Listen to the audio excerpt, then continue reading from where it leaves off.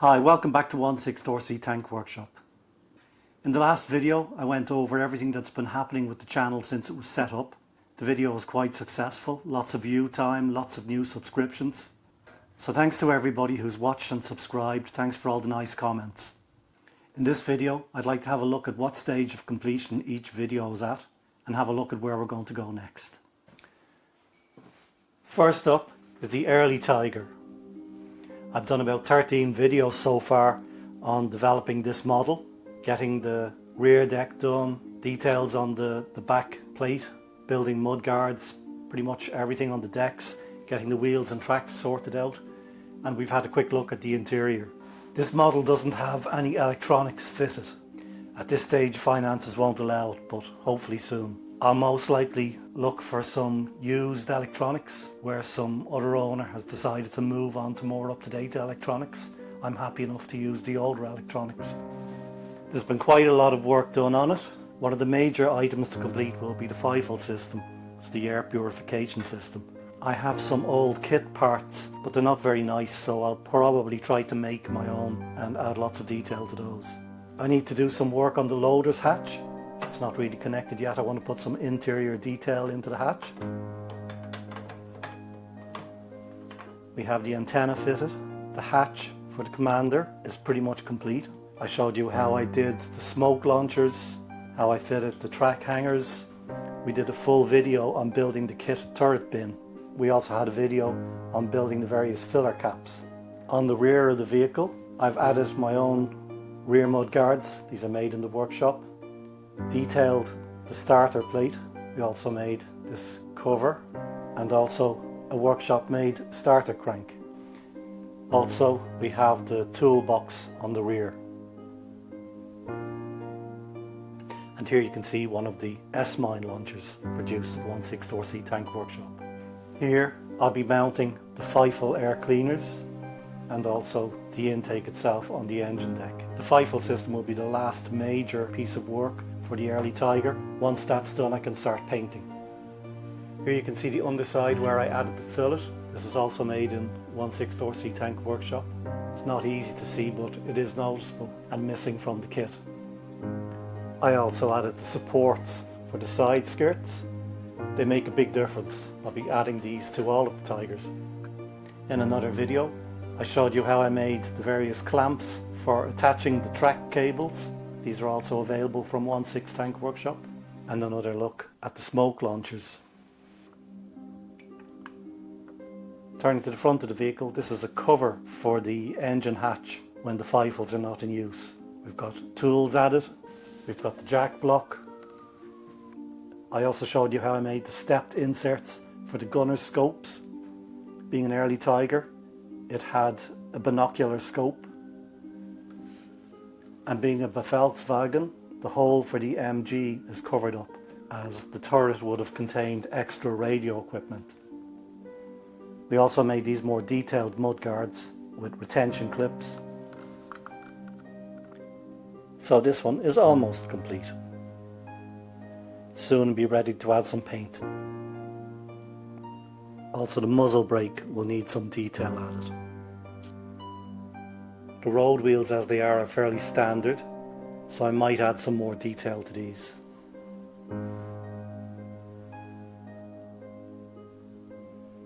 You can see I've added some details to the interior of the turret, but nowhere near complete.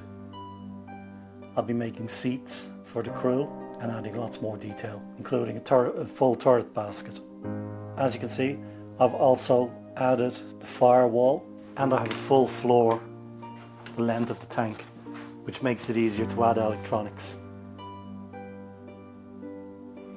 And I'll be adding my 88mm gun also. So looking forward to getting another Tiger off the assembly line. Next up we have Tiger 312. When I started the channel it was pretty much at this stage, except it didn't have any electronics fitted. So in the meantime I fitted the motion pack and the sound pack. I'll probably fit a smoker as well. I might do a little more weathering on it. It also needs a little bit more work done on the muzzle brake. Here's the rear view of 312. It's pretty much complete. I need to repaint the number on the rear, but apart from that it's okay. And here's the front view. Again, the jack block by 1/6 Sea Tank Workshop. I've added wooden handles again to all of the tools. The hatches for the radio operator and driver are by Armortek. They're white metal hatches, but I've added some details. I've added the rubber seal, and also I've replaced the white metal parts with brass, and they're now functional. They can lock from the inside. The periscopes are also from Armortek, but I've removed the periscope section and replaced it with my own version. So these periscopes now have resin inserts. Here you can see the driver's periscope. Here we have Tiger 212. This is my very first Armortek model. This is the one I consider most complete, although I always seem to be doing something with it. It's got an early electronics pack fitted, motion, sound, smoke, although I seldom use the smoker. The gun needs to be repainted on this one. I had the gun taken apart to fit the internal gun details. You can see there are many more details on the interior of this vehicle, including the gun. It still has an elevation adjustment, seats for the commander, the gunner and the loader, and most of their internal equipment. I've also completed the third floor in this one,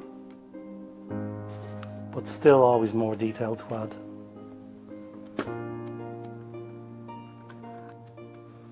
You can also just about see the ammunition bins, and they're loaded up with 88mm rounds. I'll put a link into the video where you can see the full loadout of ammunition. Here on the interior of this roof, you can see I've added periscopes. I'll be adding new periscopes as the latest ones produced in the workshop are much better. Rather than clear resin, they now have totally clear polycarbonate. I started making the light fittings. They actually function when they're connected up. They can open or close. These are for the gas mask tubes and grab handles. I still need to make the fan fittings, and here's the loader's periscope in place. Here you can see the 88mm gun that I'm making in the workshop. There's still quite a bit of work to do on this. Fitting the covers here, which will hold everything in place. It's a fairly loose fit at the moment. And also the slide mechanism for the gun. Here you can see by lifting the section of floor, which is hinged, I have access to the main control box. I need to work out some way of making a remote switch. It's really awkward to start up and stop from here. And again, I want to fit my supports to the side skirts. You can see how loose they can get. They don't sit properly. The supports will make a big difference for this. I hope you're enjoying the video. If so, don't forget to hit that subscribe button and hit the like button. Also, put something in the comments if there's any particular vehicle you'd like to see me working on. Recent videos have been on the Panzer III, but I also need to get some work done on the early Tiger. Both of the late Tigers are running now. No electronics for the early Tiger, and the latest electronics for the Panzer IV. Hopefully in the springtime, get some of the vehicles out and running. Now let's move on to the Panzer IV. This is one of my favourite models in the collection. It's a fairly rare Armortek model. As far as I know, they just did one run of them. The previous version that they did was just a kit of instructions. I think there were just about 50 of these made. The Panzer IV has a lot of exterior equipment fitted, but the kit itself didn't come with a lot of it. So lots of additions and lots of parts made in the workshop. One area where the kit was not very detailed was in around the bogies. I've added lots of details here to the wheels, some castellated nuts. I haven't done much work yet on the road wheels, but I will be doing some in the future. A little bit of work on the caps. You can see the bogies. I've added a lot of cast numbers, and the bump stops themselves, I've made these myself rather than using the kit parts. It represents a Panzer IV H, and many of these had Zimmerit coating, although not a full Zimmerit coating because they also had shirts in. Some parts made in the workshop. The spare wheel box. The spare wheels didn't come with hubcaps, so I've made some spare hubcaps as well. A jack block, I've yet to fit the strap for that. I'm using many of the Armortek's tool clamps. This is a short pry bar, I made this. And also the wrenches. These are also from 1/6 Tank Workshop. And also the holders for the C-clamps. We have an aftermarket fire extinguisher. I now make them myself, these ones aren't available anymore. Looking at the hatches, these are Armortek's hatches, but I've added some details. You can see the cone head bolts. I've added a new viewport which has a slot, but also here we have the interior detail that I've added.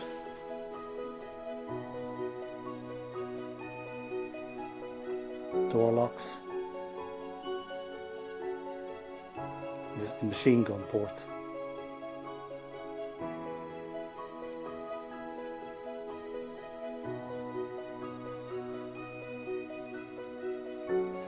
I've also made these blocks for the commander's cupola.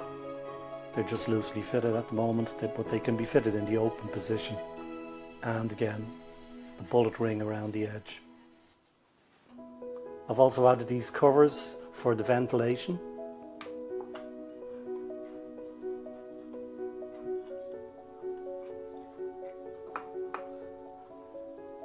They're held down with like a half butterfly screw. I haven't done anything with the radio operator and driver hatches yet. These are the kit parts, but I can add some detail to these. Access to the motor mounts. There's no electronics fitted to the interior of this yet, but I'll be changing these motor mounts.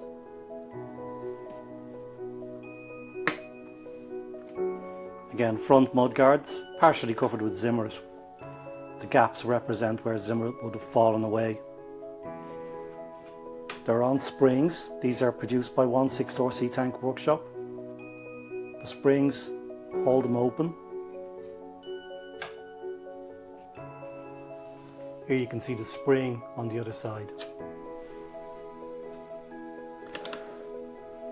So if you're driving it, if there's a lot of dirt and mud around, rather than getting everything jammed up, you can put them in the open position and they won't fall back. The springs will hold them in place nicely. Again, more details produced by 1/6 Tank Workshop. Still more tools to be added. I think these are for the starter crank. Again, we have track hangers here produced in the workshop, similar to what you would have had on a Panzer IV H.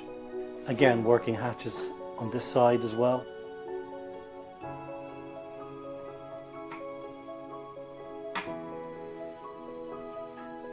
Rear mudguards also produced by 1/6 Tank Workshop, and again they're on springs and fully detailed just like the originals.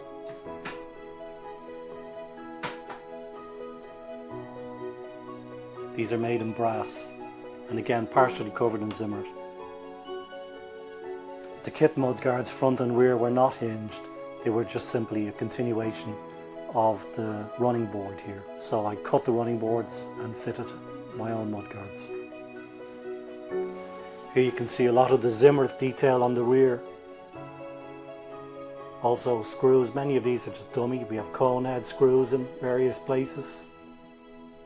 I've modified the secondary muffler to make it a little bit more realistic.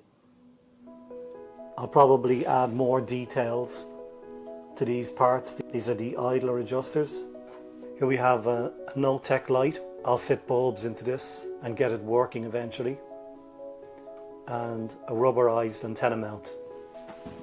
The rear stowage box is partially the kit parts but I've reshaped it slightly and also made new lids. This is milled out of a piece of aluminium, but I've added rivets, new lids, and also catches, and also my own hinges.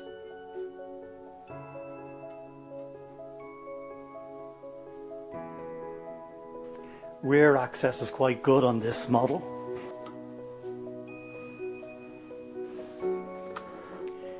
Here you can see some useful access for electronics or maybe batteries. I will be fitting a firewall inside.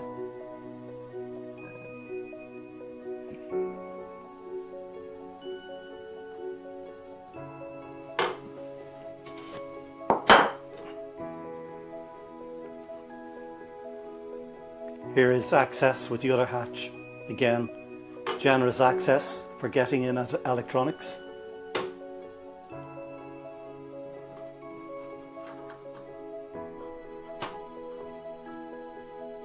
Maybe this is a part I've made myself.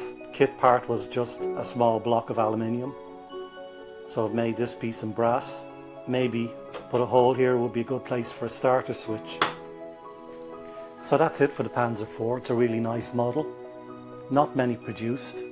I will be adding the additional shorts and armour, but I have to make all the brackets for that first. A very good friend from the Armortek community sent me a set of shorts and armour that he had cut for the Panzer IV.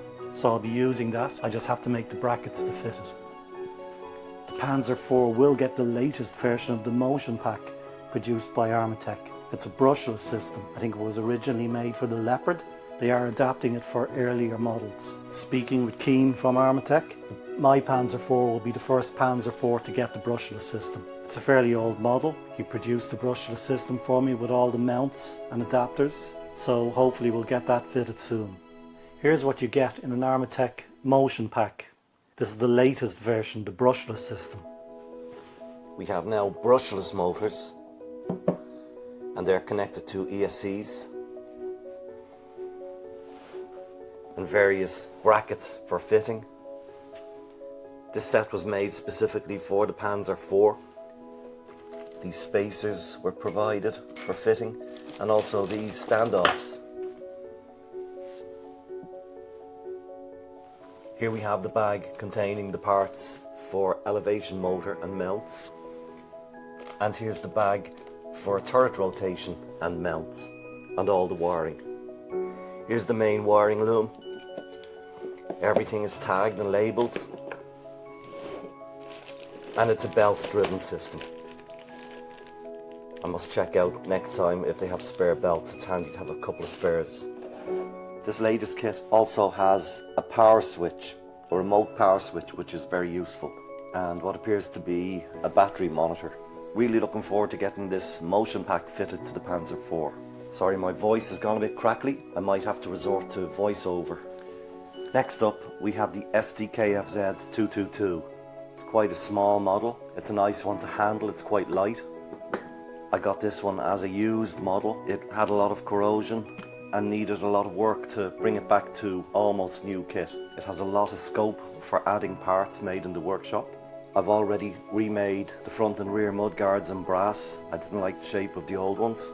A few chips here. You can see the brass showing through. And the mudguard storage boxes, tail storage box, some spare parts in here that will be going on at some stage.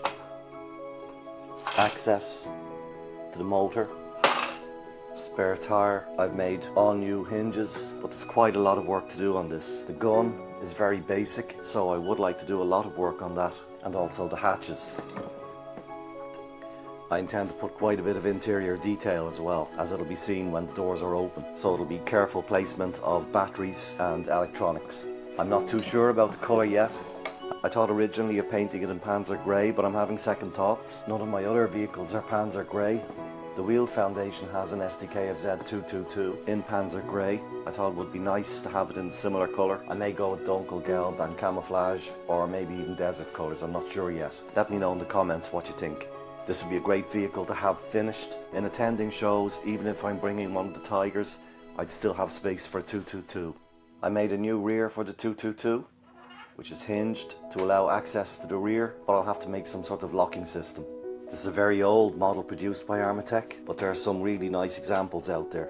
So let me know in the comments if you'd like to see some work done on this. And finally, the Panzer III. I've done a few videos on this already. This was a used vehicle, although not heavily used. It hadn't been painted, but I've stripped it down and I'm rebuilding it. I've done the first couple of videos. I'll have a couple of videos soon bringing this to a more advanced stage. Working on some of the hatches and access points on the base, although they'll probably never be seen again, and finding a way to fit the upper hull. I want to allow access to electronics and batteries. Also the suspension units. This is one of Armortek's early attempts at a Panzer III. You can see the suspension arms are flat aluminium, whereas actually they should be a rounded bar. I think this measurement across here is about correct, but it needs to be rounded.